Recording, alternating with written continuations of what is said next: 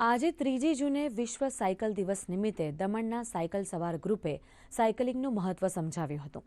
યુવાનોએ જણાવ્યું હતું કે સાયકલ પર્યાવરણની રક્ષા કરતું તેમજ ફિટનેસ જાળવતું સૌથી સરળ સાધન છે। નોંધનીય છે કે આ યુવાનો પોતાના ગ્રુપ સાથે દર રવિવારે 100 કિલોમીટરથી વધુનું સાયકલિંગ કરે છે।